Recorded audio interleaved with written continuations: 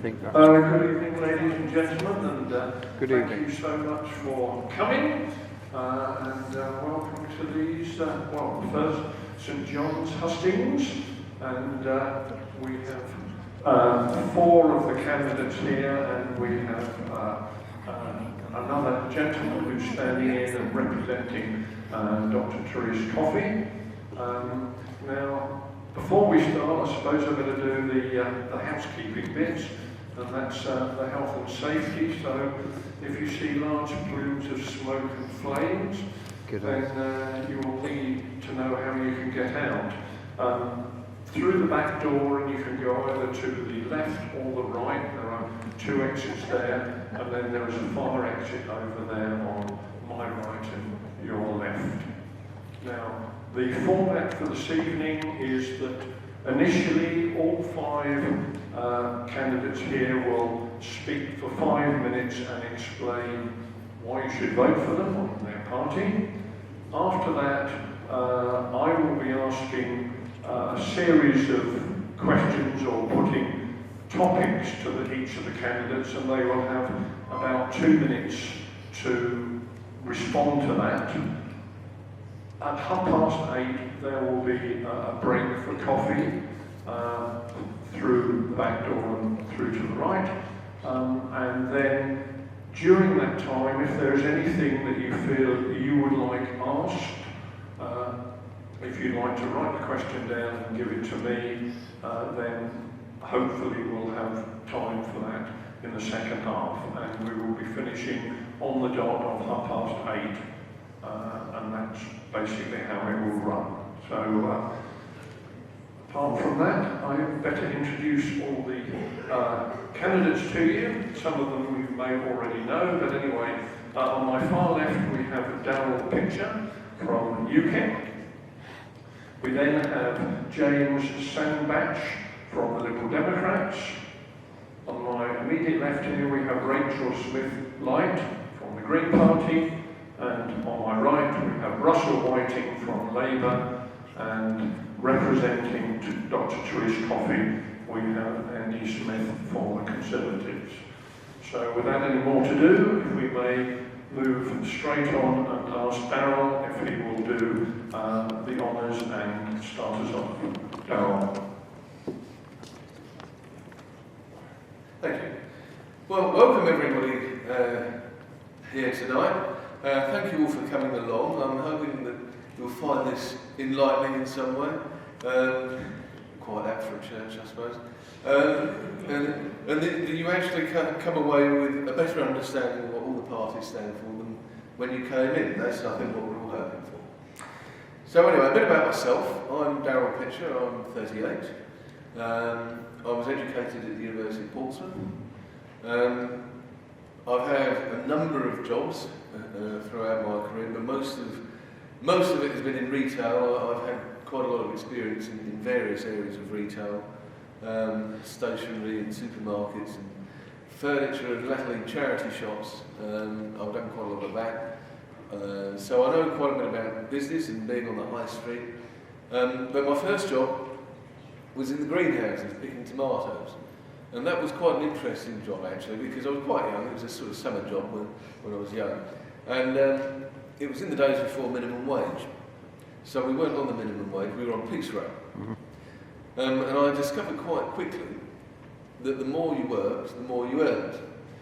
And obviously working in the greenhouse, you have to get up very early in the morning because you can't work during the heat of the day because it's just too bad in there. So you have to get up in the summer at sort of like 3 o'clock in the morning. Well, when you're young, you don't really like getting up at 3 o'clock in the morning, do you? But as I learned that the harder you work, the more you earn, it sort of started to balance out, and it was very good grounding, I think, in work. So, what does UKIP offer Suffolk Coastal? Well, I like to think we offer something completely different to all the other parties.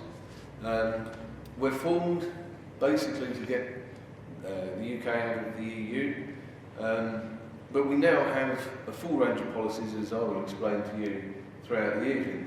I was very lucky to be at the manifesto launch last Wednesday down in Tilbury, and it's a document I'm very proud of. But one thing that's particularly pleasing is this, which is actually an independent report on our manifesto. It's done by CEBR. They're an independent think tank. They work with all parties on their proposals. And CEBR looked at our manifesto, and they looked at all the figures in the manifesto, and they have come back in this report and said that our manifesto adds up. We can deliver it. Everything that we say on the numbers and every policy that we have in there is deliverable. That's according to them. They're independent. So I think that's an important thing to remember as we go through tonight, because you'll hear a lot of promises from a lot of people. And you have to ask yourself, can they deliver it? It all sounds very nice, but can you deliver it? And I think people have had enough of politicians promising them stuff that they can't deliver. And I certainly never promise things that I can't deliver, because I think that's lying to you, the people, and it's just storing up trouble for the future, because you'll soon get to not trust me. Because you know, that Darryl, he told me he'd do this, and he didn't. And any politician that does that doesn't last very long. So, the choice actually for you in this election is not between Red Ed or slightly Blue Dave. It's actually a far deeper question. The question is, who runs this country? Now, the papers, or some of the papers, would say that the SNP want to run the country. Well, I think that's quite unlikely, and I'm sure Russell will debunk that myth in a minute. The real question is, do we govern ourselves, or are we governed by Brussels? And I say we should govern ourselves. I think this is the key thing for this election, because this could be the last chance you get to actually make that choice. In 2020 it could all be too late, it could all be over, it could all be academic. That is actually a very serious situation to find yourselves in. So we need as much UKIP representation in the next Parliament as possible, so that we can stop that from happening, so that we can get the referendum that we all deserve. Some of the people in the room will have had the referendum in the 1970s. I wasn't even alive back then. I've never had a say on it. And there's an awful lot of people in my position that haven't had a say on it. And the people that even did have a say on it were sold a pup. They were told they were going into a free trade zone. Well, it's not a free trade zone, it's a super state. They want their own country. They've got a flag, they've got an army, they've got an anthem. 30 seconds. I say we need to get out. We need to reinvigorate our trade with the rest of the world. Europe's economy is stagnating, the rest of the world is booming. And I think we should meet the world head on. We should govern ourselves and make our own way. And we should believe in Britain. Thank you.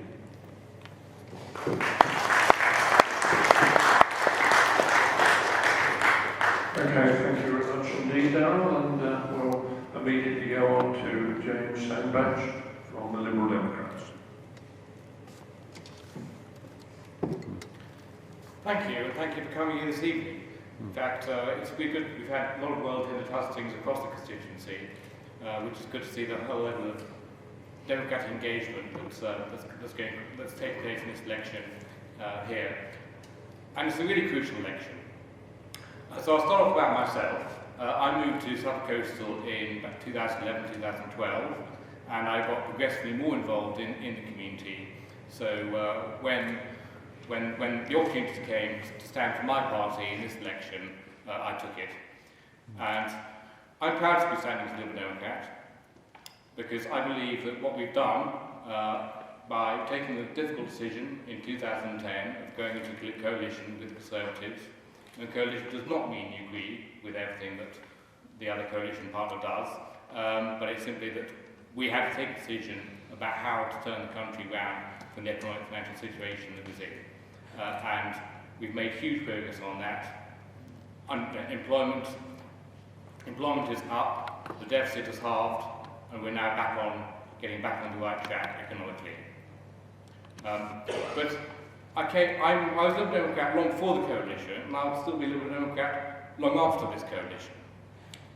And it's because I believe in certain fundamental enduring principles that all Liberal Democrats believe in. One is freedom for all. The other is opportunity for all.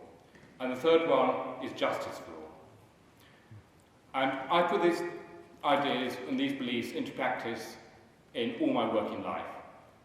Mostly I've worked in the charity sector, so I work for the big disability charities, for mental health charities, for advice organisations like Citizens Advice, and I've been very much committed to, throughout my life, to social justice and furthering social justice.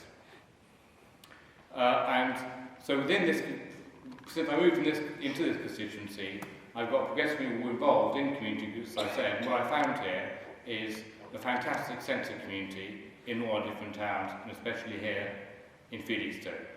And it's important to remember that politics is not just about what goes on in Westminster, it's about what goes on here in our communities.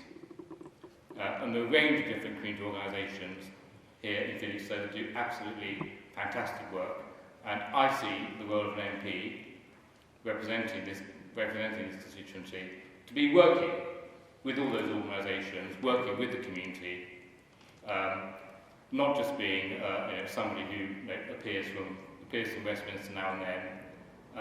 And I would want to be very much a hands-on MP, engaged at every level of this community.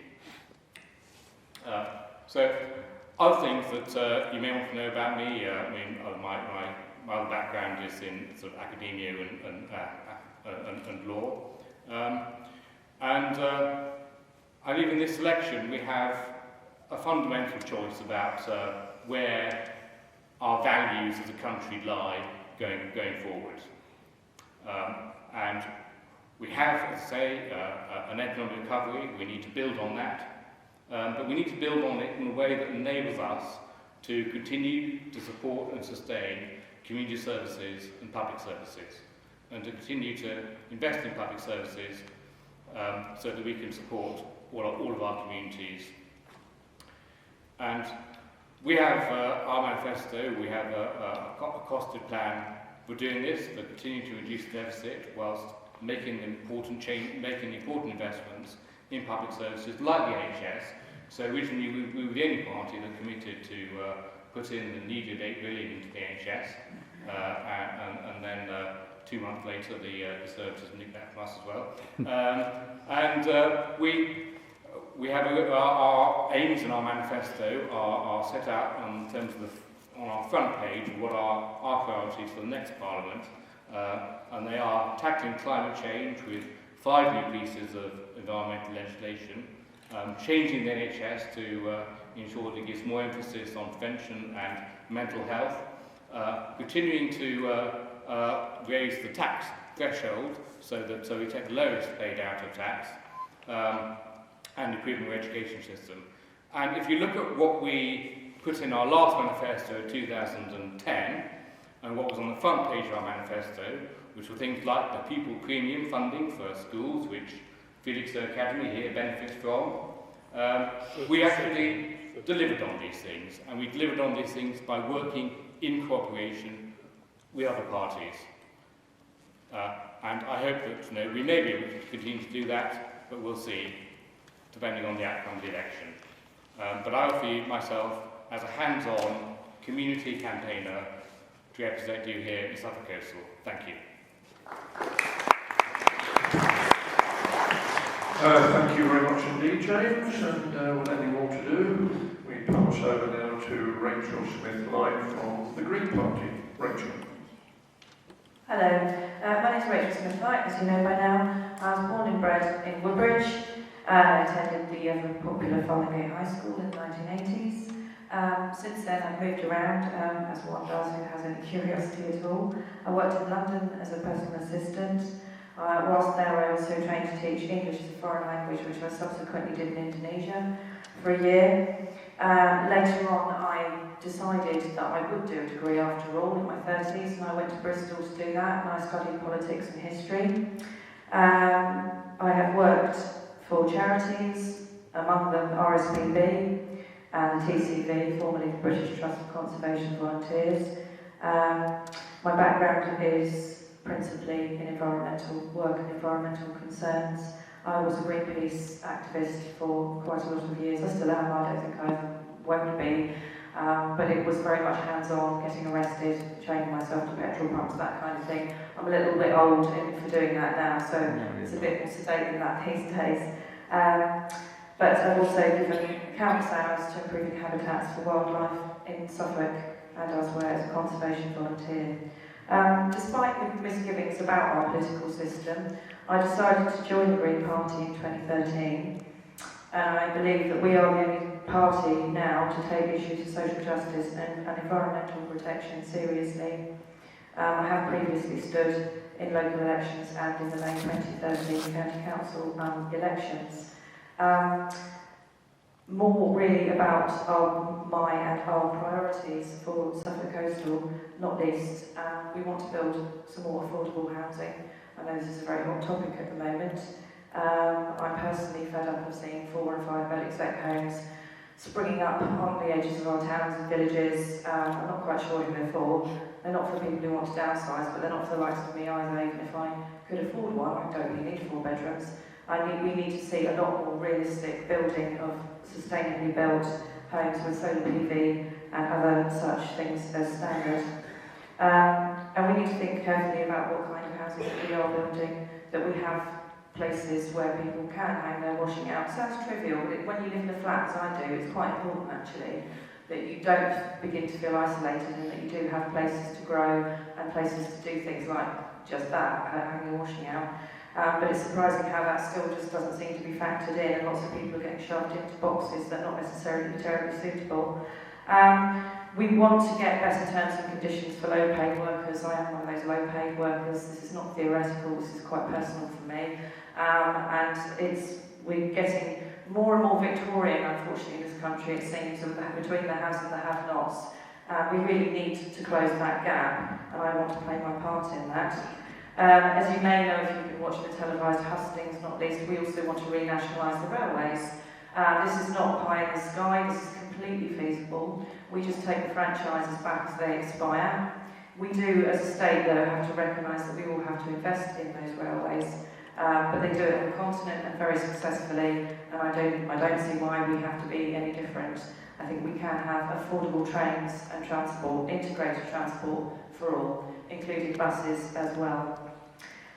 We want to fully reinstate the NHS. Our wonderful MP, our only MP currently, Caroline Lucas, has been doing sterling work as of early this year on proposing this NHS bill to wholesale reinstate our NHS and end the creeping privatisation that you will have seen under this and the previous administration. We want to keep education free for all, scrapping the increasingly fragmented system of free schools and academies and bring it all back under local education authority control. And last but certainly not least for the moment, be much, much more ambitious about climate change. It keeps slipping down the agenda. We had David Cameron flying out to the Arctic to hug a husky 5 years ago, and then nothing much seems to have happened on it since. We can't keep doing this. We keep having these pollution clouds blow over, as you know, particularly in East Anglia, unfortunately. And I have, as a carer, looked after many people with respiratory problems and asthma, etc. And it's causing them, not least, no end of problems. We just can't continue like this. We really have to think outside the box. We're also the only party that are officially anti-Trident replacement, and we're anti-nuclear power as well. Don't get me started on Sizewell C, but we might have more time later. How much time do I have left? 30 seconds. 30 seconds, okay, I'll stop for now. Thank you very much. Okay, thank you very much indeed, Rachel. And we move on now to right-hand side from the Labour Party, Russell Whiting. Thanks very much. Well, thank you all for coming. As a hometown boy appearing at Hustings in Felixstowe, this is something of a thrill for me, which probably says quite a lot about me. I guess you're asking yourself 2 questions. Why do you want to be an MP, and why on earth have you chosen to stand in Suffolk Coastal? Well, I'll answer those questions for you. Why I want to be an MP is almost based exclusively on the way I was brought up. I went to the local state school, which was Orwell in those days, and when I wanted to continue on to 6th form, I had to go to Northgate, and the only way I could get there was with my free bus pass, which I had thanks to the education maintenance allowance. Then I went on to university, and I was only able to do that because I got a grant from the local authority and only had to pay £1,000 tuition fees, which I was able to earn in the summer at Felixstowe Golf Club. Throughout all this time, my mum was able to work, even though she was a single parent, thanks to the tax credits that Gordon Brown had introduced. Now we're in a situation where education maintenance allowance has been scrapped, tuition fees are £9,000 a year, and with £12 billion of welfare cuts to come if the Conservatives are re-elected, goodness only knows what the benefit system will look like in 5 years' time. It's people like me 15 years ago in Felixstowe that are the reason why I'm standing. But that doesn't answer the question of why I'm standing for Labour. Well, it's because having dipped my toe in the political waters at university, seeing the plans that this government had in 2010, I knew I had to do something about it. But joining the Labour Party, and in the last 5 years, I think I've seen Ed Miliband and Labour present a positive case for governing the country and for helping the people who need the most help. Whether that's increasing the minimum wage to £8 an hour by October 2019, abolishing 0 hours contracts unless you really want one, or scrapping the bedroom tax, which is causing so much suffering in Suffolk Coastal. It's the people at the bottom who need the most help in society, and I believe that it's only the Labour Party in government that can do that. As Darryl has already said, we won't have the SNP anywhere near a Labour government, so you don't have to worry about that either. But one other thing that I just want to say before I finish, and I know I'm not going to take up my full time, but I think you are electing an MP is one of the most important things that a community does. And you won't be electing me to go into Parliament and be a yes man for Ed Miliband. As you'll hear tonight, I disagree with some things that the Labour Party says and does, and I'm not afraid to stand up and do that. Because I think that part of being a good Suffolk lad is that you're not afraid to stand up and be counted when it matters. So you'll be electing me to go into Parliament, to shake things up, and to get a better deal for Suffolk. Because when you look around Felixstowe, it's still a great place to live and come. But there's so much more that could be done. And if we have another 5 years of neglect and another 5 years of inaction, then the town will be suffering even more than it is now. Thank you.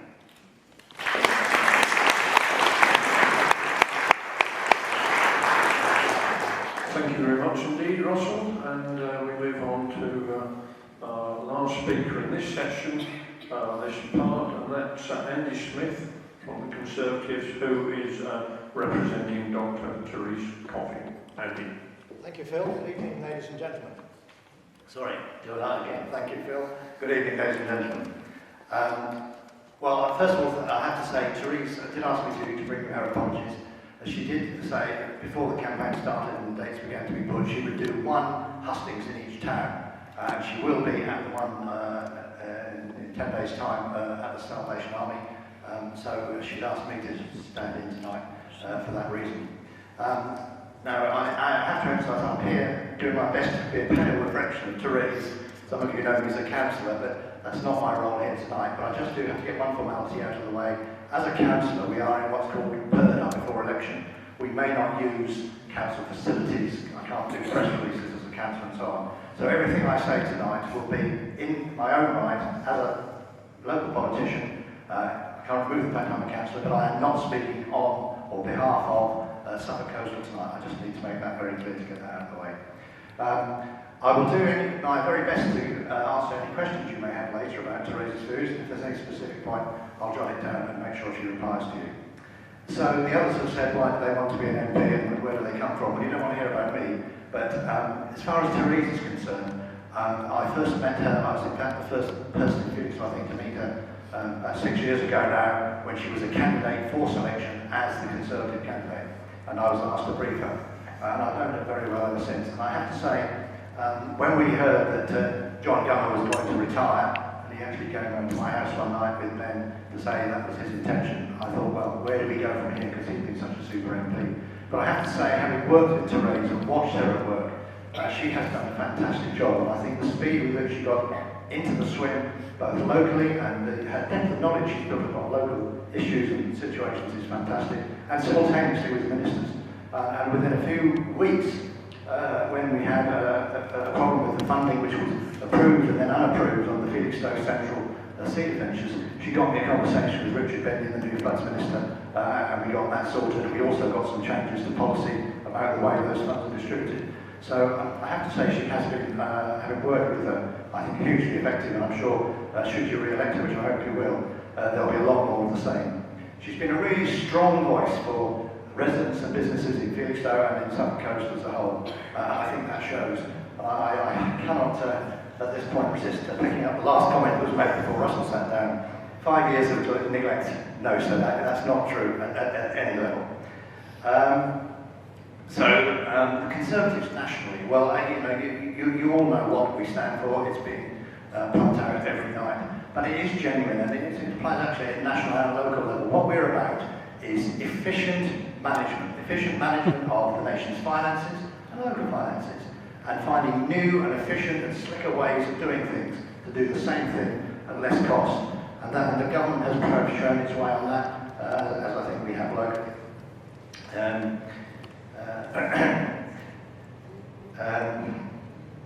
The government's plan is working clearly, isn't it? Unemployment, remember what that was a few years ago? It's down. If you expect 0.7%, the plan is working, and it needs another 5 years to reach fruition.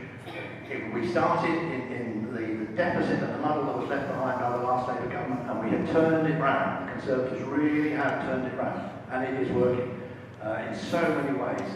You know, we had so much more employment than the rest of the EEC, and so on and so forth. 5 years ago, David Cameron said he would cut the deficit and not the National Health Service. Well, he's delivered on both of those. Well, a bizarre thing about National Health Service policy, everybody says they want the best national health. Well, you wouldn't say otherwise, would you? But bizarrely, did you know that Labour have been pushing in Parliament for some time, and the various nooks and crannies, to have the formula changed how National Health Service funding is distributed in a way that would benefit the big cities, surprise, surprise, and disbenefit areas like ours. So that's just something to think about what the Labour Party's realities are on that side of things. 30 seconds to go. We can't go by without talking about the EU and referenda, can we? Somebody mentioned the 1975 referendum. Well, I was actually there. I was living in Rugby at the time, and I found myself elected as the chairman of the cross-party Yes campaign. And yes, we were voting then to join an economic community. And it has changed. But what we need is via a referendum to renegotiate and get a European community which is the sort of efficient organisation that it was, and less of the social administrative nightmare that it has become. So if you really want a referendum, the only way to get it is to vote for the Conservatives. And I think I'll leave it there for now. Okay, thank you very much, Andy. Now, all the candidates were sent a list of some of the areas that people had responded to immediately.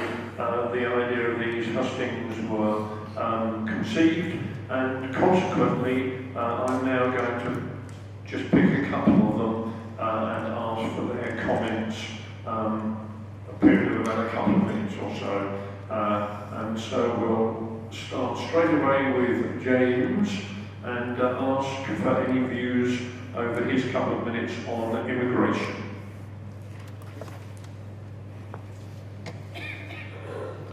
Well, I think immigration is a good thing. And I think we should welcome immigrants to this country. We hear a lot about, we hear a lot about, we can't take more immigrants and all this sort of rhetoric, but it's never actually borne up by the evidence. And if you look at, for example, the report produced by UCL Centre for Migration last year, they estimated that the net fiscal contribution that immigrants bring to this country, is 20 billion. And if we shut the door on immigrants, we're actually shutting the door on new skills, new ideas, new ways of doing things which this country desperately, desperately needs.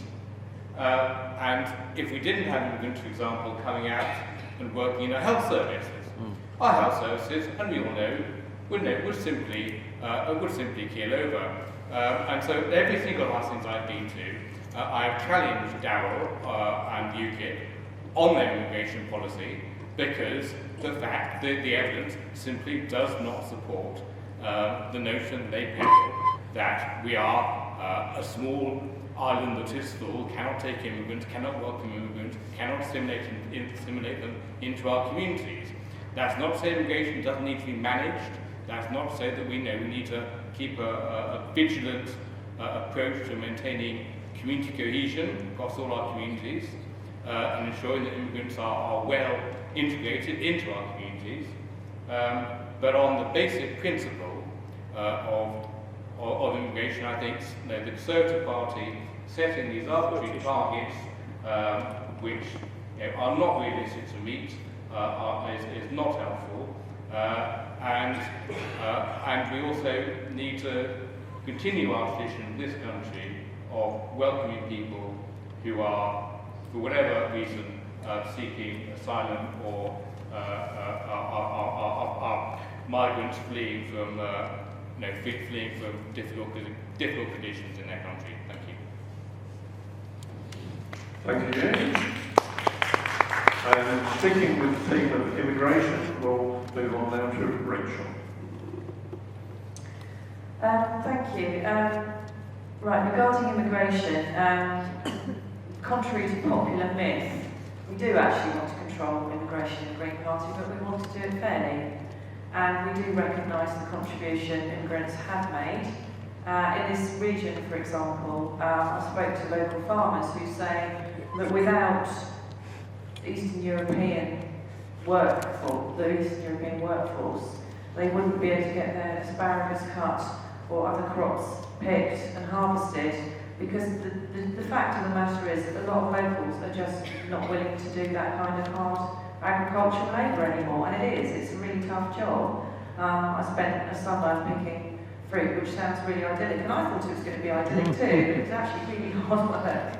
So, there are so many different strands to this, aren't there? It's quite a complicated topic that I think gets reduced to and oversimplified.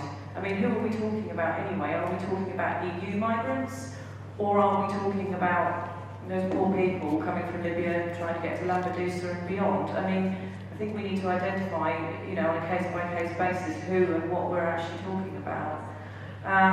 People don't tend to just come here on a whim. They come here in those situations, certainly because they're quite desperate. And I personally feel that we should have taken more of the Syrians. We've only taken about 140 odd out of all those thousands of people suffering. I'm not saying we should have taken them forever, but I think we should have played much more of our part in helping those people out. We would want the same for our countrymen, wouldn't we?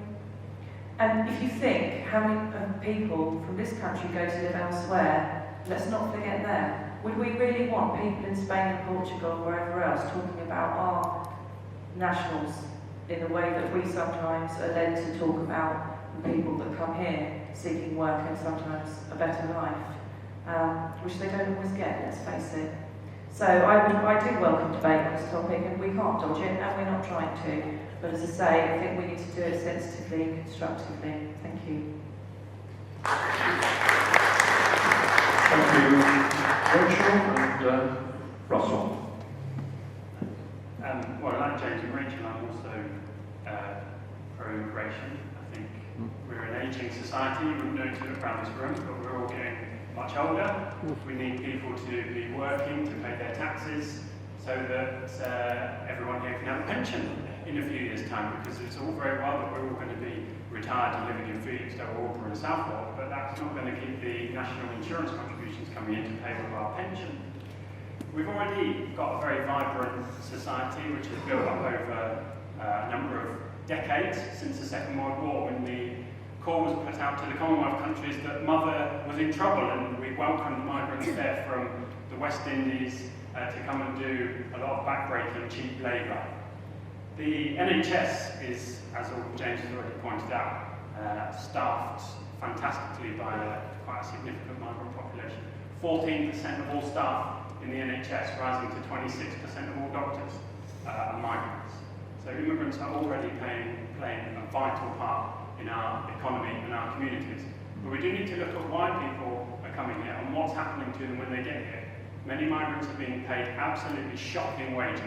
That's why we need to raise the minimum wage, but also make sure that it's enforced properly once it is increased. It's about 2 or 3 instances of people being prosecuted for not paying the full minimum wage. I'm incredibly proud that the Labour government brought it in, but I think it's pretty shoddy work from Labour and this government that the number of enforcements has been so high. We also need to stop jobs being offered exclusively abroad to foreign nationals. In fact, the same could be said about housing. Housing development in London recently was sold in Hong Kong. They weren't even offered to British nationals. So that's something that needs to be tackled. But it's also worth bearing in mind that freedom of movement in the EU works both ways. There's 30,000 British people in the EU claiming unemployment benefit. That's about the same proportion as EU nationals in this country. And one thing we need to think about is the British people living typically in Spain tend to be, again, much older, who, if they returned in an exchange, would actually cost our country a lot more money than the young Eastern Europeans typically are working and contributing.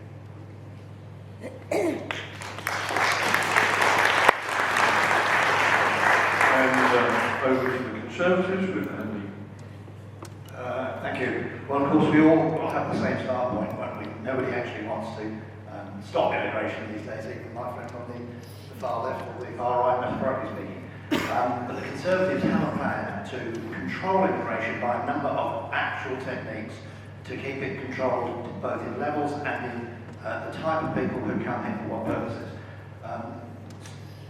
What has been said about, Polish workers or whatever doing the agricultural jobs, that's true, isn't it? But of course, in doing that, they are keeping those wages down, and maybe it would be better to be paying a little bit more for our food and have English people doing those jobs. But via the control of welfare, a section clearly of immigration over the years has been the attractions of the English welfare system, or the British welfare system. Why would people want to come here from most of the rest of Europe if that wasn't true? And the Conservatives have real plans for looking at that. And also to really make a job of, within whatever rules we have now or in the future, of controlling our borders better and basically making sure that whatever the rules are, at least only people who get there do that. And the other thing which has been highlighted by some of today's news in another part of Europe is to clamp down on the people taking advantage of immigrants from a long way away, in cases with all the traffic and running the dodgy lorries and the dodgy ferries and whatever. So that's another area. I think that's enough for me on that. Thank you, Andy. And last in this section, over to Darryl. Right, let's be very clear about this first of all. UKIP are not against immigrants. There's very important... Excuse me, can you say that again, please? Yeah. Can you let him finish, please? I just let, want to hear what you said, Phil, sorry. I will start again. UKIP are not against immigrants. That's a fact, that's the truth. What we want to do is control the numbers of immigrants. And you can't do that while you're in the EU. The current system we've got is completely biased. You can have as many people as you want from Eastern Europe or Southern Europe or anywhere else in Europe, but you try and get in here from India or from Namibia or China or America, and it's actually very difficult. Very, very difficult. Because those are the ones the government can control slightly, so they've clamped down on that. So if you're a software developer from Delhi and you try and get here, it's almost impossible. You want to come over and take a low-paid manual job from Eastern Europe, that's easy. That's not actually benefiting our economy at all. Some interesting numbers. The Conservatives have been talking throughout this election campaign about the fact they've created 2 million jobs during the last 5 years. They've also let 2 million people into this country. That's where economic recovery went. Didn't come to people that were already here. Health. people from overseas that work in our health service were trained by their own countries. We've taken them from their own health services and stripped them bare. How can we justify that when some of these people come from some of the countries with the worst health scenarios? They need to be in their own countries where they were trained, doing the job they were trained to do. 15 seconds. The number of houses needed to actually house immigration at the current level is, I think it's 3 times the size of Ipswich every year. I looked at the map today. If we concreted over everywhere between here and Ipswich, that would be about 6 months' worth. Those are the sort of numbers we're talking about, and that is why it needs to be controlled. It's nothing to do with the people. It's to do with the simple fact that our services are at breaking point.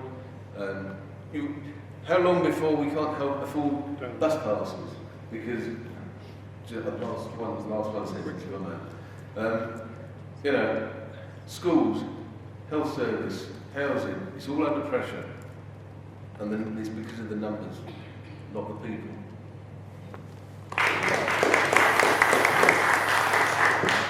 Thank you very much indeed. Now, obviously, I think several of the candidates might want to respond on certain things that are said, but I do think during the first half, if we stick to our format, and then directly after we've had a break, if we give each candidate a little time to respond to what some of their fellow candidates have said, that might be the better way to do it. Otherwise, we could get tied up with all sorts of issues.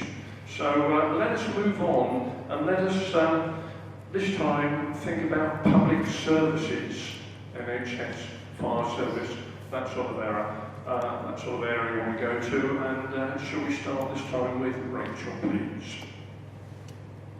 Thank you.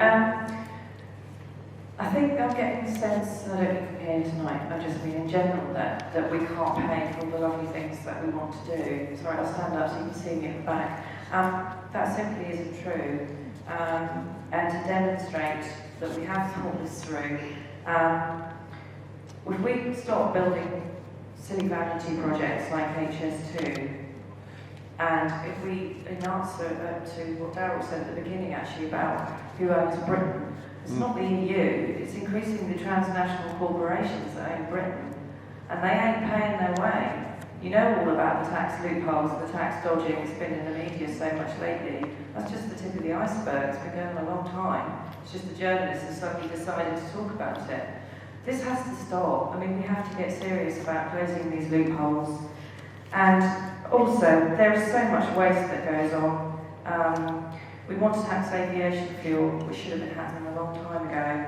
And Molly Scott-Cato, who's one of our Green MEPs in her team, she's an economist by trade, calculated that if we do this and increase taxes on scarce resources and energy, we could generate 9 billion a year.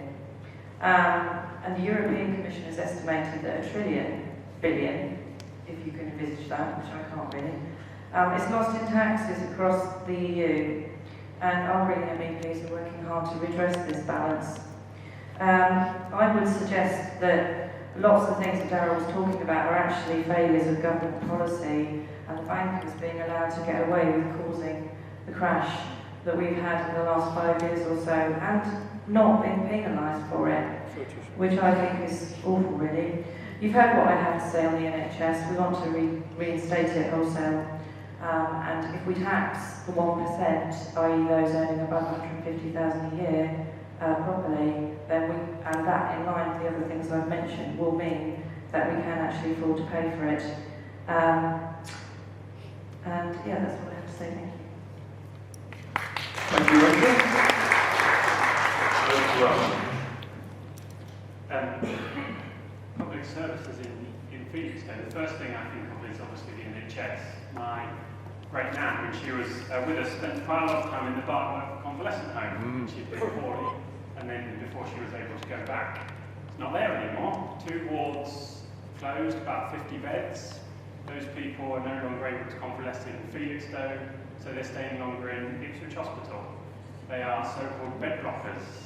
And that cut at this end of the chain has an impact right the way up the chain to A&E, and that's why we're seeing ambulances queuing in car parks, because so many older people who don't really have anything wrong with them are still in hospital. The fire station in Felixstowe no longer has a full-time fire crew. Myself and the local Labour Party fought that tooth and nail, and in fact we have been for many years. But the relentless drive by Suffolk County Council to get costs down means that we are now fully reliant on retained firefighters, which is all well and good until there's a serious fire, and then there may be real problems. The Children's Centre, the Seabreeze Children's Centre, which is not only helping young mums and children, but also has other vital services, including helping women fleeing domestic violence, is cut by the Suffolk County Council. The money from the Bartlett, we were told last night, was reinvested in building the new Grove Medical Centre. Don't know if anyone has ever tried getting a GP appointment at the new Grove Medical Centre. Perhaps that money might have been better spent elsewhere. Now, Andy is going to read out something I'm sure that Teresa's told him to say, that these are county council issues and nothing to do with the MP. But the role of the MP is to stand up for you, whether that is fighting your case in Parliament, in the county council, or at the district council. And the last thing on public sector is public sector workers. Politicians seem to spend half their time these days farming out their decisions to independent bodies so they don't have to make themselves unpopular. The least they can do is honour the decisions that those independent bodies make. And for many years they've been suggesting that public sector pay should be increased. And this government couldn't even find 1% to give the nurses the recommended pay rise. And that's after they gave a tax cut to the top earners.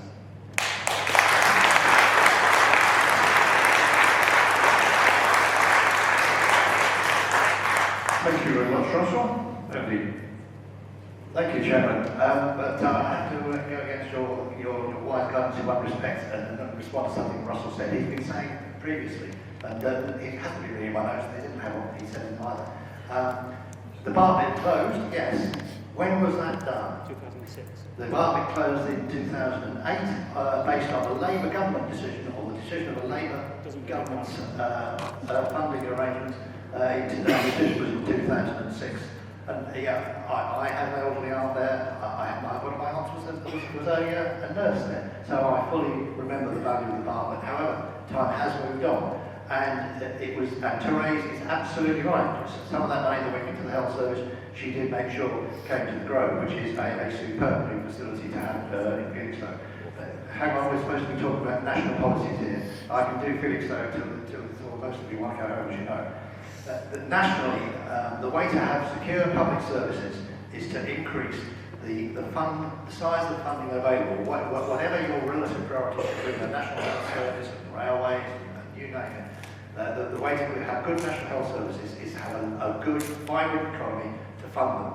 And socialist policies, which three at least of my colleagues here, to a greater or lesser degree, are shall we say, the left wing. They have a proven track record of failure in generating an economy which can fund whatever it is you want to fund. So the Conservatives have substantially increased the funding on the National Health Service. Retained firefighters, they can be just as good with backup from Ipswich. The fact is, times are hard, and we have had to find, whether nationally or locally under national guidance, ways of doing things more efficiently and less costly. And I have to say to you, in this context as elsewhere, the Conservatives have shown how it can be done. Let's have more of the same. Thank you very much. Right to the end to Dan. Thank you. Right, let's start with the health service, because that seems to be the topic of conversation whenever we get around to public services mostly. And that's understandable, it's a very important part of what this country is. UKIP's plan is to put £3 billion into the health service. Now that's less than the £8 billion that the Conservatives and the Liberal Democrats have said they'll put in. But they don't really have a plan on where they're going to find the money from. And my main concern with that is that if the sort of airy-fairy things that they're sort of suggesting it might come from don't come off, they're going to have to borrow it, because they're not going to be able to find it from anywhere else. And that will only add to our national debt. And the Conservatives have made a big play in this election about their management of the economy. And you just heard that. But if I told you that when they took office, the national debt was £800 billion, and the current national debt is £1.2 trillion, i.e. an increase of 50% in 5 years, that would suggest that that's not a brilliant record. I don't think it's a particularly good record. But the Labour Party aren't free of that either, because it would have been funny if it wasn't so tragic. That note that was left in the Treasury for the new incoming Treasury team. Sorry, there is no money. Sorry, there is no money. How can you run a country like that? If I did that, I'd be bankrupt. Well, the country was bankrupt. And unfortunately, it pretty much still is.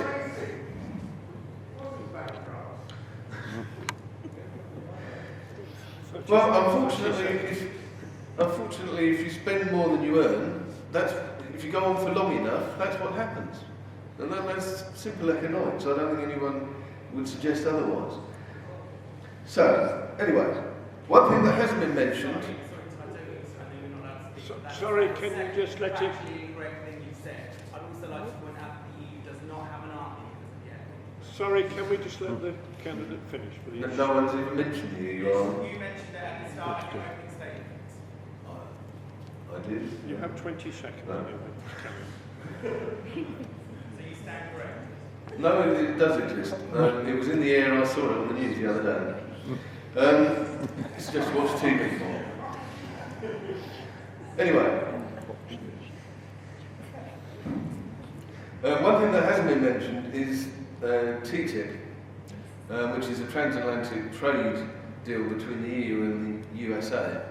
UKIP are against TTIP because it will probably lead to the privatisation of large parts of the NHS. And UKIP are the only party that are actually asking for the NHS to be excluded by name from that treaty. No, you're not. 5 seconds. No, you're not. 5 seconds. Sorry, you're wrong. Sorry, I will take Rachel wants to do that as well. Do you want to just one last sentence? No, I think I've said enough. I think so.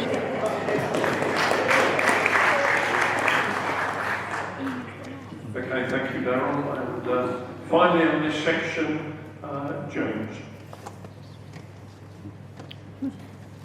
Thank you. Well, just about every single public service, whether it is under pressure, and whether that's the health service, whether it's the government services, or whether it's education.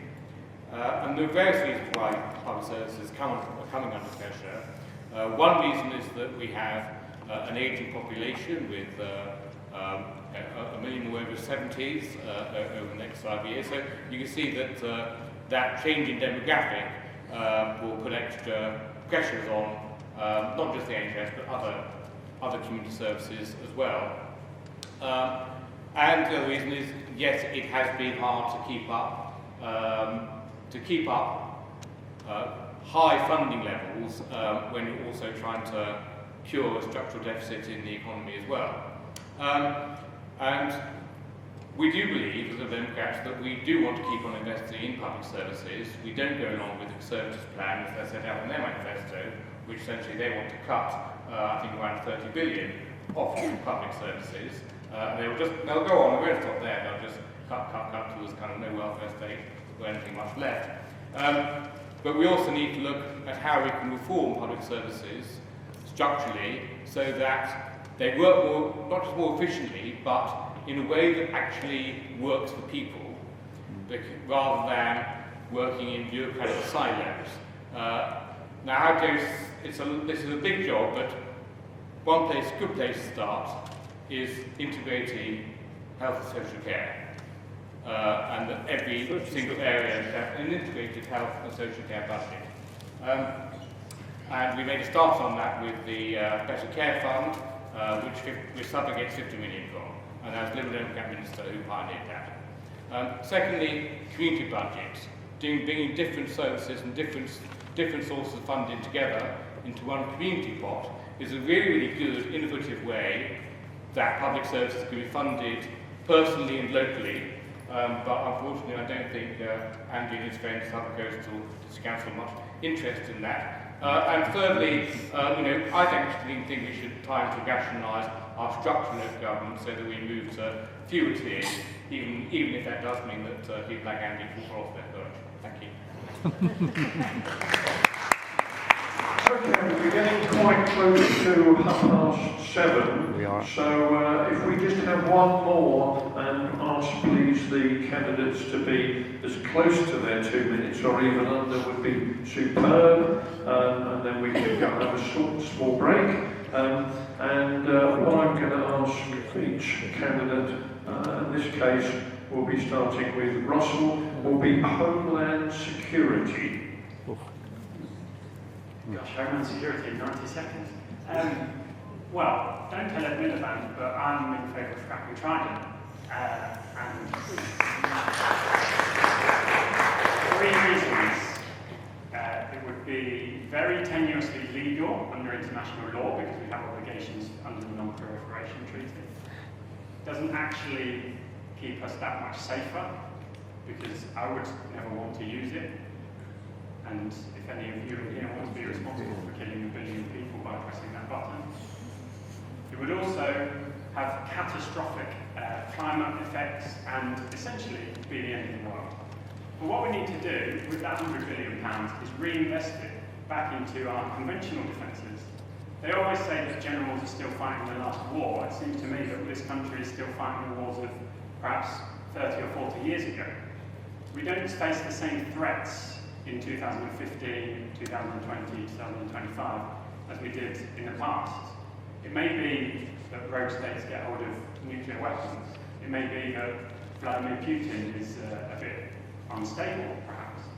But the real threat comes from people like ISIS, from online cyber terrorists. These people are not going to be stopped with conventional weapons. But while it's important that we have an army, I think one of the problems with having a big army is armchair generals want to use them. The politicians get bounced into going to war. And Darryl said earlier on that the last Chief Secretary to the Treasury left that stupid note. And if I ever get hold of him, I'll tell him what I think of him for writing that note. But it's just not true that there was no money left, because at the time of the last election, we were spending £10 million a day occupying Afghanistan. Therese Coffey was beating the drum of war to go and bomb Syria. And we're now back bombing Iraq 13 years after we disastrously first started.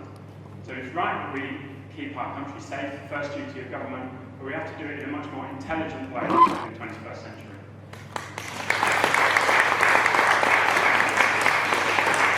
Thank you, Russell. Andy? Thank you. I have to make it clear, I didn't receive all this, so I'm reacting quickly to these things.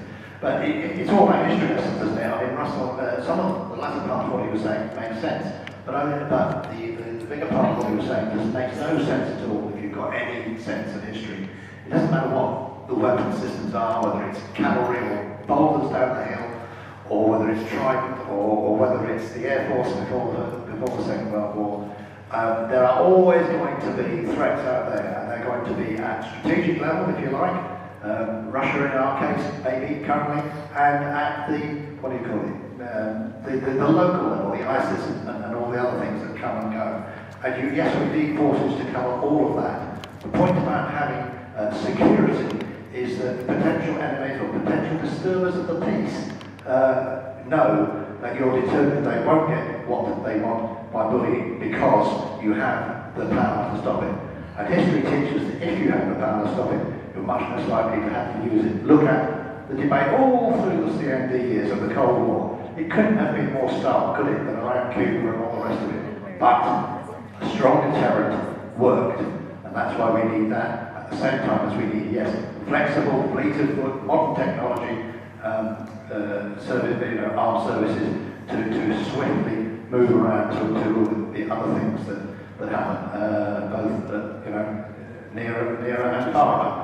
I think that's my philosophy, and I'm sure Therese would say the same on home security, a phrase I haven't thought of before this evening in that sense. Thank you very much indeed. Thank you. Darryl, and if you keep it to 2 minutes, it'll be great. No, this one I can do in 2 minutes, that's okay. Well, Russell actually touched on it. The primary duty of government is to protect the country. And that is what Trident does. It acts as a deterrent. God forbid we should ever be put into the position where we need to use it. It's not there to be used. It's there to scare other people so that we don't need to use it. That's what a deterrent does. One thing that has been missed actually in this debate on Trident is that back in the 90s, when Ukraine became independent, we were signatories to a document that guaranteed their territorial integrity. And the reason why we signed that document, and I think we were probably used rather than the States because we were probably more acceptable to the Russians at the time. But the reason why we did it was so that Ukraine decommissioned its own nuclear weapons that it had at that time. I've got a nasty feeling that if we now decommission Trident, we would actually be breaking that commitment. Because we've guaranteed them with our weapons. And that would be unfair. What UKIP would do on defence more nationally, we are committed to the 2% of GDP, which is our NATO commitment. 30 seconds. Because we feel that we should make that commitment. We would also like to see that pushed up during the course of the Parliament as we rebuild our armed forces, because we do need flexible armed forces that are capable of many roles. We would also introduce a Minister of Veterans for all the veterans that come back, and we would also build a military hospital. We're the only major military country without a military hospital, and we feel that veterans should be given the care in the right environment that they deserve, having come back to have a served their country. Thank you very much, Darryl. James. Thank you. Well, when I was younger, in the 80s and 90s and even into the 2000s, I could never understand the positions that unilateralists or people with pacifist or non-interventionist leanings took, because I always thought that they were wide-eyed idealists who didn't understand the realities of global politics and power. But over the last 10 years, I've changed my views and moved in a very different direction, because I think the world has changed fundamentally. We've moved on from the Cold War, but we've also, our position, Britain's position in the world is very, very different. And we still, I think there's a tendency in this country still to try and cling on to some of our past glories. And of course we should entirely honour our history, as Andy has pointed out, that we have a history of standing up for freedom. But we live in a very, very different, complicated world now, where really the priority should be about pooling our resources for common security. And when Russell talked about the big European army, there's no standing European army in the sense that there's no standing European army in that sense. There are mechanisms by which armed forces can cooperate in Europe and pool. They have European just let it finish. And I would like to see more of that, not less. So when it comes to our future defence strategy, I think everything should be up for discussion and grabs in the next strategic defence review. And my view on Trident is that now, as it's coming to the end of its life cycle, we should say, no, let's not renew it, and let's no longer have a defence policy based on weapons of mass destruction. Thank you. And the last few comments before we have our break, in the capable hands of Rachel. It's so nice to be able to agree with my colleagues here. Doesn't happen all that often. But Council Green's Green Party is actually the only party who have an official non-Trident replacement policy. We don't want it. I was on a demonstration at Aldermaston about 5-10 years ago, so I certainly don't want it. I think it was Tony Benn, the late great, who said, without America, we can't do anything with it anyway. We fired it, we go straight up and straight back down again. So it's not something that we will have that much jurisdiction over anyway. It's also £100 billion worth of kit. Just think what else we could do with that money that we so desperately need in this country. I really don't want us to go down the road of rearmament. Otherwise, it will make all the efforts of all the CNDs and all the people like Bruce Kent and other fantastic people in the past just wasted time. Let's not do it. Germany doesn't have one. Why do we have to have one? Why? If it was ever used, as Russell rightly said, it's game over, isn't it? Who wants to push that button in all seriousness?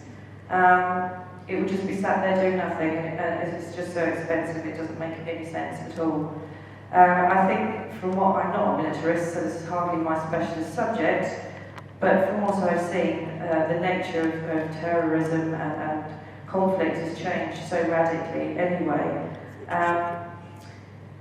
And I do agree with Darryl when he says about the appalling treatment of servicemen returning home. A lot of them are homeless, have mental health problems. And they are at the tail end of the breakdown of the NHS and our services. They're not alone in that at all, but it doesn't make it any better.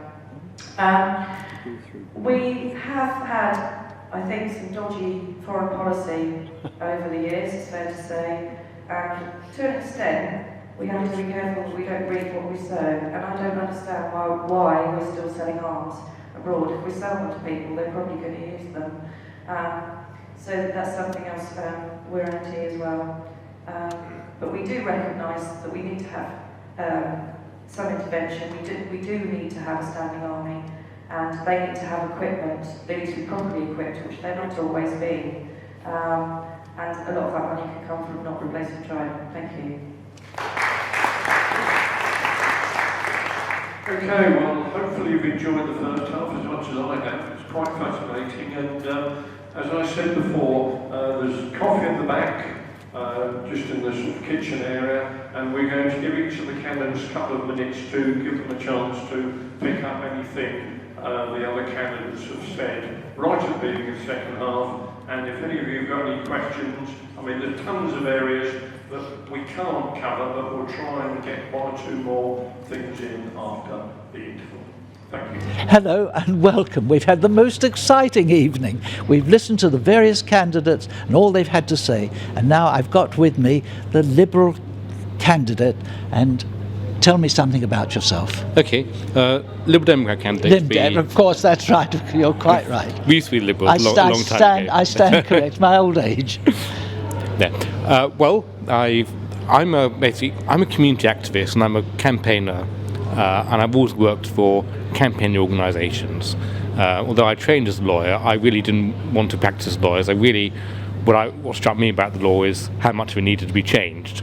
So that's why I started getting into politics and getting into campaigning to actually get laws changed on issues that I felt really passionate about. So, for example, on disability issues, I led campaigns to get the disability discrimination laws widened in this country, and they have been, and other campaigns like that. But what I want to be in Parliament is that we have fantastic democratic institutions in this country. We have essentially, it is the mother of parliaments. That's not to say it doesn't need reform, of course it does. I mean, I don't want to go into a chamber that's dominated by the kind of PMQ brawls and unpleasantness that you see. But we have a very proud democracy that I think is in danger of dying out because of the flat that gets thrown and the bad image of politicians. And I want to show that politicians can actually be different, that they can be human, that they can be engaged in their community, and that they can have their heart in the right place and try to make a difference. And now you make a lot of local comments. Now let us have something from you about what affects Felixstowe. Now, at the present moment, there's a big topic going on about the Spa Pavilion. Mm-hmm. Now, tell me something about that, because everybody's very excited about it. If you're going to Parliament, well, obviously you've got to have some sound views on it, and you want to be able to represent the people. So let us hear from you what you think of the Spa Pavilion and what's going on there. Well, I think it's disgrace what's happened. I mean, the Spa Pavilion's been closed for many years, and there have been... Well, it's only been closed a year, I think. So, 2 years. 2 years, yes. And there have been various attempts to get get the pavilion open again as a theatre. Various community groups have been interested, but none of those projects have quite worked out. And there's a feeling amongst those community groups that perhaps the district council wasn't really giving them the backing they needed. And then suddenly, just before the election, this new company that emerges from nowhere, having been founded last year with no track record of theatre management or productions, and if you look at their business records, what you find is there's a history of bad debt from a string of companies that preceded it, have signed a contract, it seems, with the council. I think it hasn't been signed yet. I think it's in the process at the moment. It's in the process of being signed on the basis of the entire building being handed over for £1. £1, absolutely, yes. But what can you do about it? What would you, if you were a candidate and you're elected, what would you do about that? Well, I would want to write to the district auditor and ask district auditor as to whether the council have actually done their due diligence, because that's the basis on which they need to make the decisions. Yes. That they know who they're dealing with, and I would also want to use my role as MP to champion community theatre. Because it works elsewhere. It works in Lowestoft, it works in Cromer. We have fantastic community theatres backed by the local authority, run by community groups, and that's a very good model, and I would want to advocate for that model. Well, that sounds, you've got some very positive views. We love that. That's what we're looking for. So there you've heard these views. I hope you'll make up your mind now who you want to vote for in the coming election. Thank you very much for... Thank you. Hello, and here we are again with yet another candidate. We've had a most exciting evening, as I said before, and we're now going through to the Green Party. A wonderful reaction from the audience, and I'm now going to speak to Teresa. Hello, Teresa. I'm Rachel. I'm sorry. That's okay. It's all right. Never mind. It doesn't matter. It's lovely to speak to you, Rachel. Thank you, and you. But tell me, what would you give if you become elected? What can you give to the town and to the country, if we vote for you? Lots and lots of passion. I've never been short of that. I've got very strong convictions, but I like to think I know when to compromise to get things done within reason. Yeah. But I've got huge integrity and compassion. The thing is with this demograph, and not just in Felixstowe and Suffolk Coastal generally, we have obviously got an ageing population, which is of course true of everywhere in the country. And I'm not saying they obviously need to be considered, everybody does, but I would say I'm especially concerned about our young people. Young people? Yeah, I heard a very scary statistic last week that the biggest killer of men under 50 is suicide. Yes, I've heard that. And I've also, as you probably likewise will have done this week, that a lot of young girls, I think it was between the ages of about 11 and 14, are suffering record levels of stress and emotional problems. Now, what can you do to help them? This is what I'm trying to get at. Yes, I think they need hope. Yes. And this isn't just some glib thing I'm trotting out, some soundbite. No. They need hope, and I think we are the party of hope. I really do. What will you do really, what can you give them? What can you do positively in Parliament to put this forward? One of our policies is to scrap all the testing, the constant SAT tests, and the constant tests that they have to sit at secondary. Yes, it's just crazy. Teachers need to be able to teach again. Yes. They need to bring the creativity. They need to be allowed to bring the creativity back into the classroom, and there to be room on the curriculum for everyone to breathe. But how will currently they know there how isn't. they're making progress if they don't do testing? Well, we used to manage before. When I was at school, yes, of course. No, we're not saying let's do away with GCSEs and A-levels or even mocks of those. We're not saying that. What we are saying is the constant testing. And I've spoken to teachers because I currently work in schools or alongside schools. Yes. And they are saying the same thing wherever I go. Yes. Is that we want the Welsh system. That is what they want, because they ban the SATs and the children are progressing better, and because they're happier, because they're enjoying learning, and we are in danger of turning our young people off learning. And what would you advocate for the other end of the scale? Felixstowe's got an awful lot of old people in it here, or elderly people, yes, or the senior citizens, yes, I should yes. say. What can you do positively and offer them? I think, well, fuel poverty is still an issue for a lot of... Fuel poverty? Yes, for a lot of older people still. Yes, but we're getting, what, there's £300 a year, I think, or something from the government. Yeah, as a sweetener, yes. Oh, I see. So what would you offer then? Well, we want... It is, our big thing is insulation, home insulation and fuel poverty. But isn't that done free of charge now?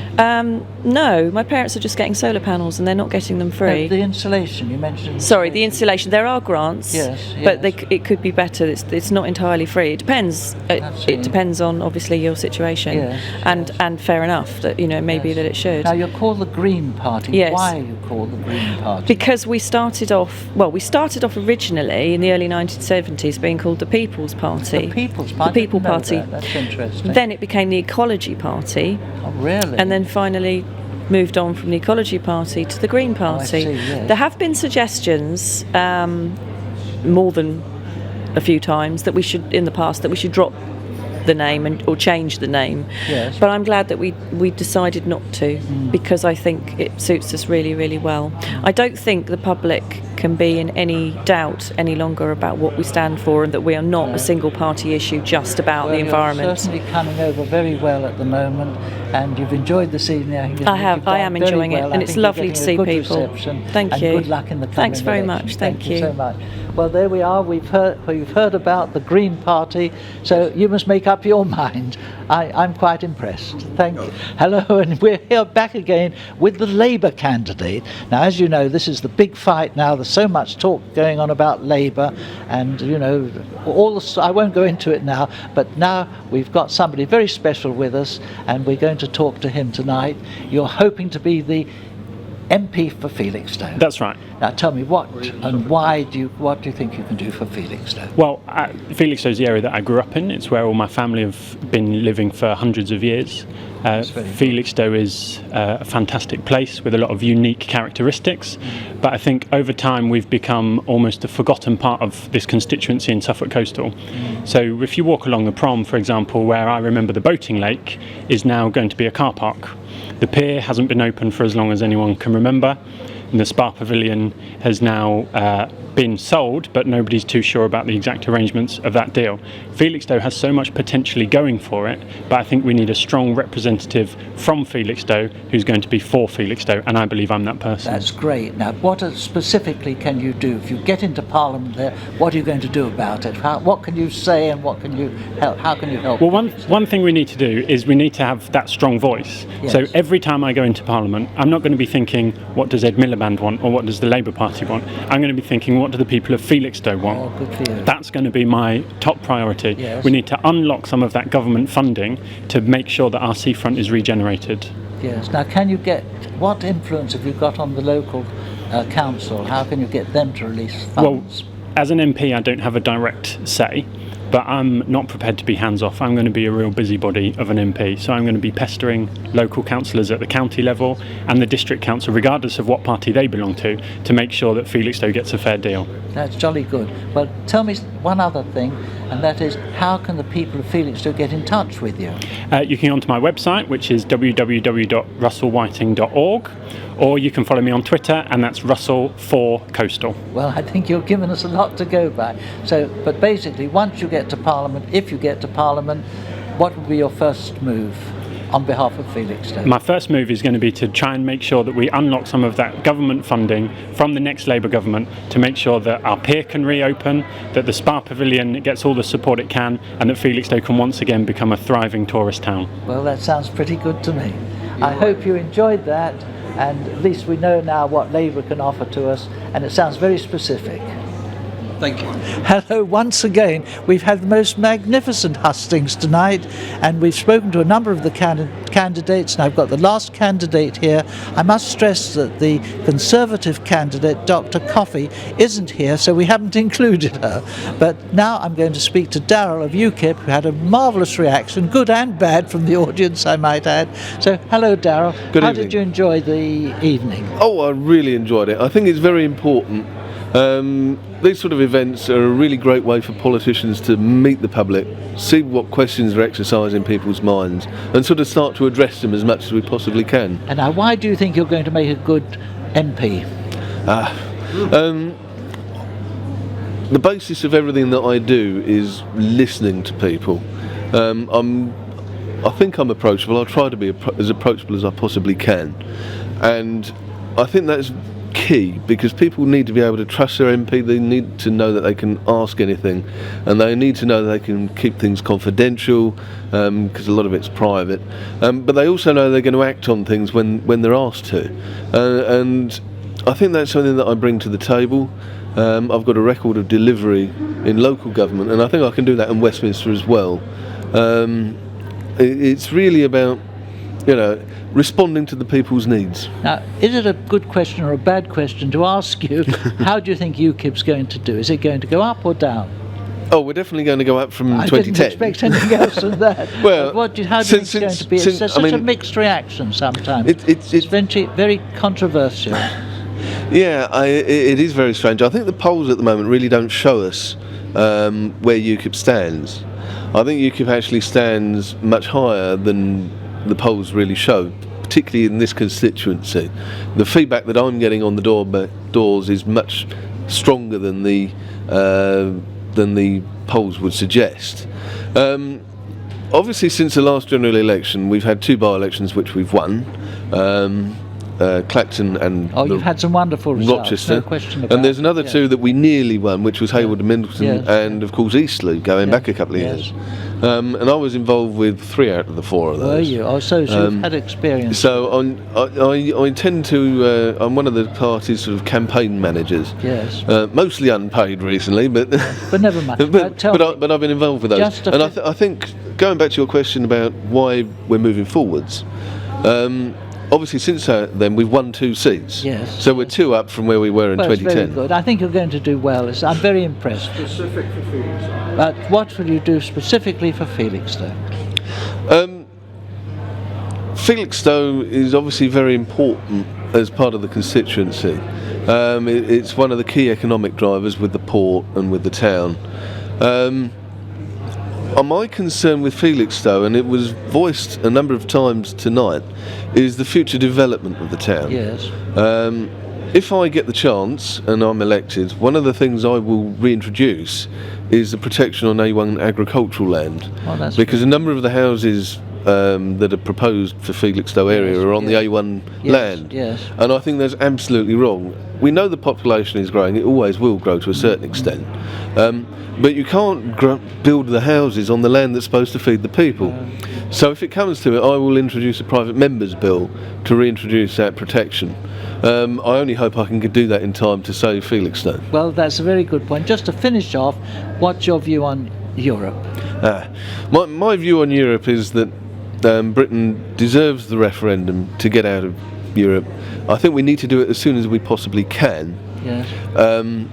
The problem is that the Conservatives want to do it after a cut-off in May 2017, which will make it more difficult for the country to leave. I think we need to do it before that, and it should be free and fair. I never got a vote. I wasn't even alive when the last referendum was held, and the EU interacts with our lives in such a big way. It's something like 70% of our rules and regulations and laws that they make, rather than us. Well, and I think we deserve a say. Well, jolly good. That's very well said. Okay. Well, there we are. We've heard everything. Thank you very much for listening, and you make up your mind. Thank you. Well, thank you, Chairman, for an introduction like that. Well, yes, political debate's a drug, wasn't it? I used to think so anyway. Well, let me surprise 1 or 2 people by saying I hardly agree with something that Rachel said. I would make no claim to be off the traditional green chain to the barrier somewhere. But she and her leader are actually talking sense on one topic, which is affordable housing, or housing in general. The national leader of the Greens said on television the other night, and Rachel said something similar a while ago, we've got to stop thinking about our houses as cash-cow investments, and they are places to live. And the price that we are all collectively paying for housing these days, is terrible.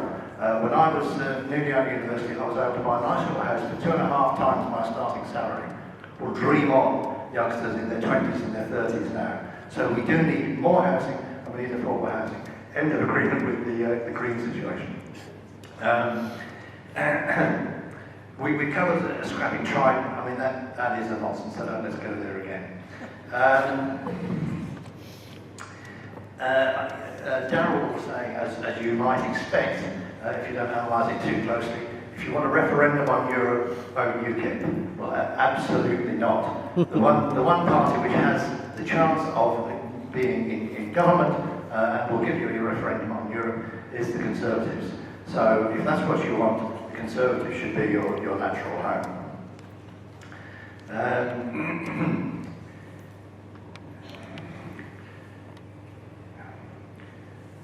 What else have we had? We've had, going back to the health service, it really is disingenuous for us to be campaigning about Tory cuts and so on and so forth, when the Bartlett, as an example, but nationally, the funding going into the National Health Service in those days was no better, it wasn't as good at meeting the needs as we as the Conservatives have done over the past few years. But it comes back to the same thing about doing stuff efficiently. And I think there is a lot more work to do on running the National Health Service in an even more business-like way. It's such a huge organisation. I think that is something that needs to be addressed. But the way to do it is not just to throw more money at it and be averse to using commercial and private business practices where they will help, which is pretty much a standard stance from the parties on the left, which doesn't work. You mentioned the referendum, because I've got a couple of interesting things about that. Number one, this isn't the first time David Cameron has actually promised one, because he promised you one before the last general election as well. The interesting thing is that they want to hold it in the autumn of 2017. And there's a reason why they want to hold it in the autumn of 2017.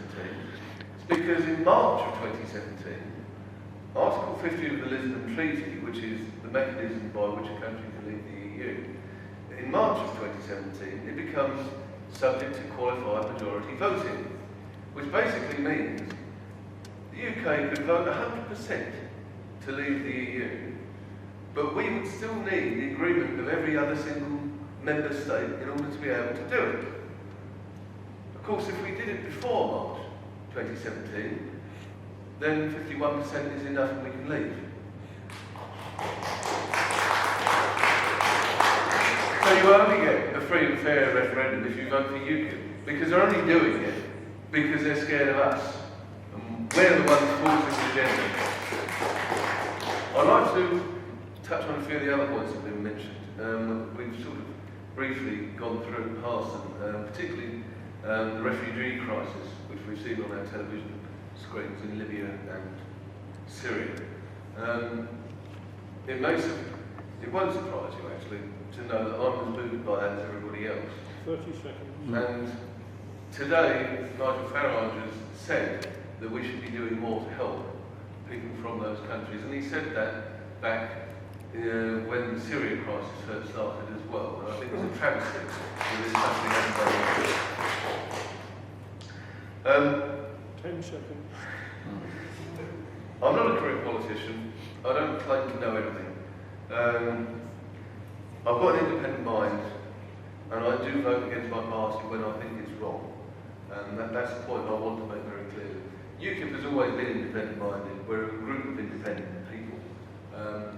So if you vote for Darryl Pitcher, you get UKIP, but mostly you get Darryl Pitcher. Thank you, James.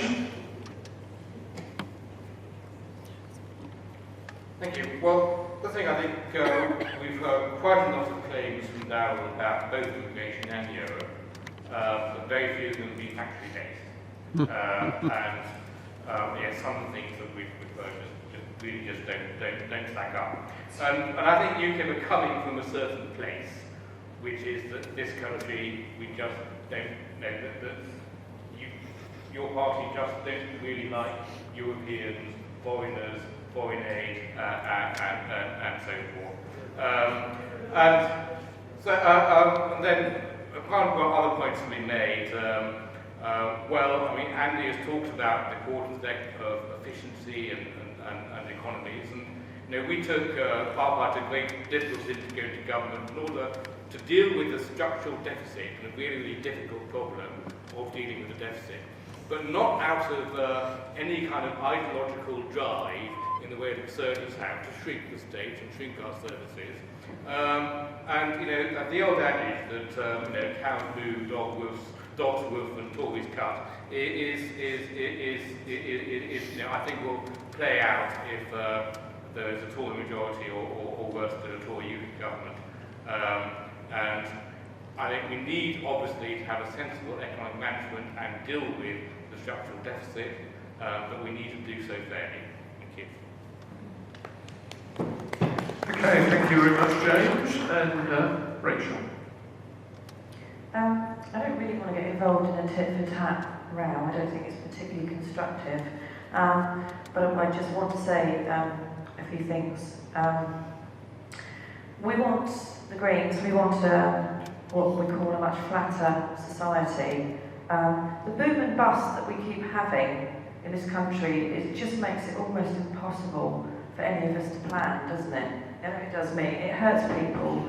It's hurt me. I have 2 jobs. One of them is a 0 hours contract, and it's not easy when you're self-supporting to make ends meet. Now, I'm not trying to play the sympathy card, but I'm just letting you know that so that you know that I'm coming from personal experience. It's not just rhetoric. And this sort of wrong idea that the Greens are somehow anti-business. We're not anti-business at all. We are completely pro-entrepreneurialism and startups and small businessmen. What we're not pro is the multinationals, as I've already said, who are not contributing very much at all to society and taking an awful lot out and paying their staff minimum wage and frankly getting away with murder. We can't have growth at any cost. I mean, you may be aware of this, but the biggest killer of men under 50 in this country is suicide. That's really sobering stuff. And we're hearing that our young people, girls between 11 and 14, are suffering more emotional problems and stress than ever before. We have to get to the bottom of these problems in our society. Why are we like this? It's whatever we've been doing, it's not been working. And happiness is important, actually, and it's worth aiming for. And hope is really important. And I think that our policies are offering just that. Thank you.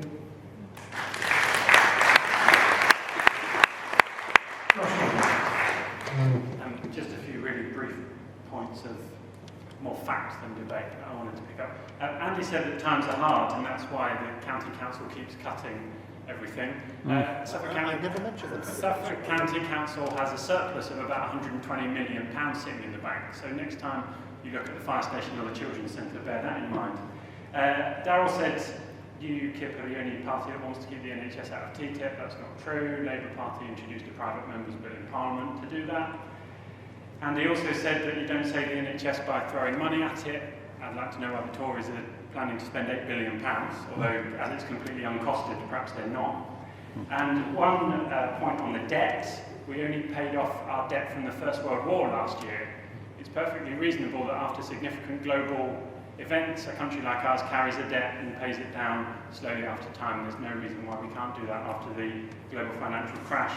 And I'll just finish by saying that James mentioned that the Lib Dems didn't go into government to do cuts, but I think they've made a pretty good impression of enjoying it while they've been doing it. Thank you. Well, we talk a lot about the debates around hard economics, and you've heard quite a lot of that, but often I think politicians don't talk enough about quality of life issues. And it's not all about money, it's also about community. And the best thing I think we can do is to support communities to be sustainable places, places where actually people want to come and live. I moved into Southern Coastal because actually to me it was an attractive environment that I wanted to come and live. Even though it wouldn't necessarily benefit me economically to do so. And that quality of life agenda has, I think, kind of been slipped off the agenda because we've had so much challenge around the hard economics of modern living. How do we get better quality of life? Well, in part of it is about, we do need more fairness in wages, and we would want the Low Pay Commission to look at the whole question of the living wage, but not to kind of politicians to kind of impose an arbitrary one on business in a way that might not be sustainable. And we also need to look at, we want to, our environmental agenda, we have practical legislative measures, 5 green laws we want to see introduced in the next Parliament to improve our natural environment, to move to decarbonise the economy and the energy sector, and to green our transport system as well.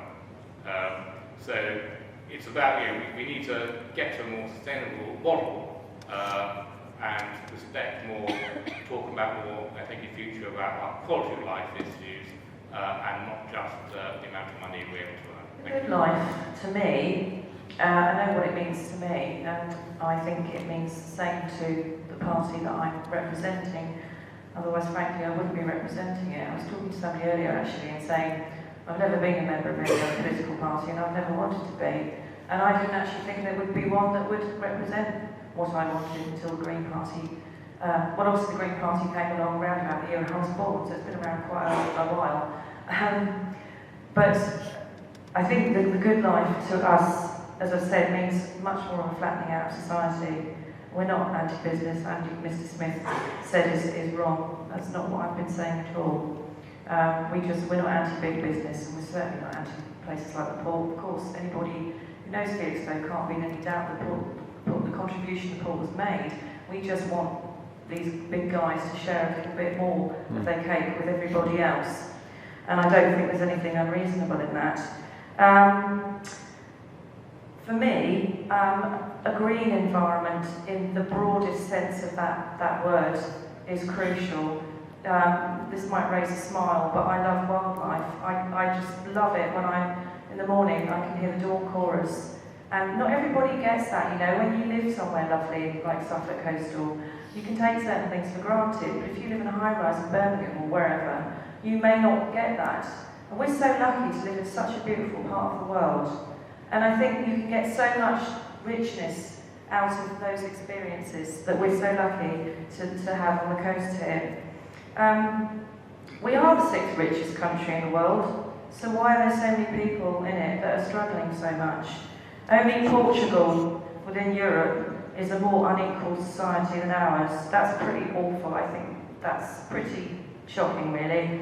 And I don't accept that we can't do anything about that. I really don't. I don't want us to slide back to Dickensian times. We also need a fairer voting system. First past the post only really works for the main 2 parties.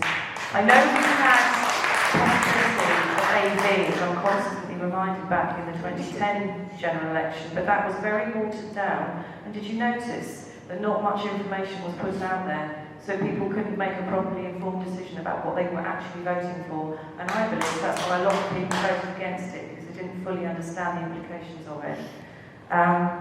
I don't think we've got all the answers to the Green Party, but I think we've got most of them. Thank you. We've had a good life, actually, for too long in some cases, and that's why we need things like a mansion tax, and why we need to make sure that multinationals who are funneling off their gains into Panama and Belize are actually held to account and contribute towards this society, and that's why I'm pleased that Labour will also be abolishing non-doms. But the good life isn't just in this country, or even just in this constituency. We touched on it earlier. But the good life, to me, means that the entire planet has a reasonable standard of living. And that's why I'm so proud of our overseas aid budget. I was watching a video the other day, 46 million children in Africa educated, and 5.4 million children's lives saved through vaccines, just by money that the UK government gives. Now, to me, helping children in the poorest part of the world is part of the good life that we experience in this country. But specifically in Suffolk, as Rachel has already said, we need to make sure that we maintain our environment, tackling coastal erosion, making sure that the green belt is not concreted over, including some of our agricultural land here in Felixstowe, which has been earmarked for developments, which I'm sure Andy can tell you much more about if you're interested.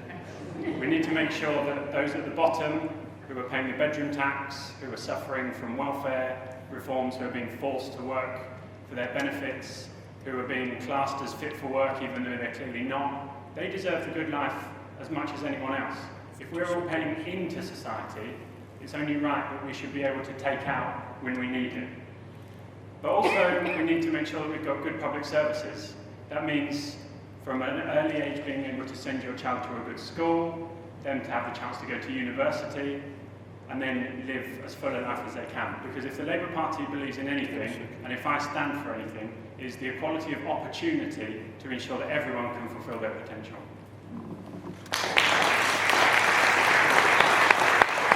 Andy. Thank you, and then Charlie again. Well, the good life, of course, is what David Cameron was suggesting. We are well on our way to under Conservative management. I presume most of you saw the manifesto launch, so I won't repeat it here. But seriously, we have been through some very difficult times.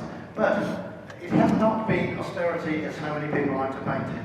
During the last 5 years, 27 million people have had a tax cut. 3 million no longer pay income tax. That's during this Parliament. If that isn't on track for good life, I don't know what is. The basic state pension has gone up by £900 during this Parliament, during hard times. It comes back to my core thing of the evening, you know, about get the economy right and everything else by and large will follow. It was interesting to hear Russell talk about the good life and housing. As I said before, I think a core part of the good life for the upcoming generation, the people who are in their 20s or 30s now or at school and will be soon, if you can't aspire to get yourself a house, as my generation routinely did in our 20s, you know, whatever part of society you were at, you could get yourself a house, modest or not quite so modest, in your 20s you expected it. These days, people in their 30s, the median, I saw someone the other day, to buy your first house is now 35 or 6 or 7, something like that. That cannot be right. So, we need more housing. I'm interested to hear Russell suggesting that we shouldn't build more housing in and around Felixstowe, which is... 30 seconds, Andy. Well, saying no more houses on wherever he said is no more houses around Felixstowe because we have nowhere else to build. And I desperately want people around Felixstowe and elsewhere in the country to be able to move on in that respect. But it comes back to the bottom line is the good life is financial management, which we have been doing and we will do, and we should now be over the hill and see the results of that more and more and more if you vote Conservative. Right, that was the introduction, wasn't it? What do people really want from their politicians? What is it you really need from us, from all of us sat in this October apart from the chair? What do you really need from us? What do you need us to do? Well, surely the primary thing you need from us is for us to listen to you. We can have great ideas and we've all got manifestos, and I'm particularly proud of mine. I think it's great, and I'm sure all the other candidates like theirs too. But what we really need to do is listen to you. That is the way to get the good life, because if you feel you're being represented properly, then you will feel better in yourself because your issues and your concerns are being addressed. What we also need to do is make sure that we can actually do something about it. It's okay you telling me what's concerning you, but if I have no control, then I can't act on it. So we need to govern our own country and make sure it's not being governed for somebody else's interest from another place. Remember, Britain is more than a star on somebody else's flag. We're a sovereign nation. We can solve all the problems that you've heard about tonight and 100 more, thousands of more. But we can only do it when we're running our own country, because other people won't do it for us. We can only do it for ourselves. And that's the good life. It was mentioned that the referendum will create uncertainty. Well, I say, let's get rid of the uncertainty and hold it down. Then there won't be any uncertainty. Let's get it out of the way. One thing we haven't really touched on was overseas trade versus EU trade. our balance of payments with the EU is massively in our favour. I want to see Angela Merkel go to BMW or Mercedes and tell them that they're not allowed to sell them their cars anymore. She'll get very short shrift, I can assure you. We're one of their biggest markets. So anyone that says by leaving the EU the trade will suffer is a fallacy. They want our money, they want our trade. And finally, just to finish off, if you've got any more questions for me, a little plug here, we've got a public meeting tomorrow evening at the Senior Citizens Centre at 7 o'clock, and you're all welcome. So if you've got any more questions for me,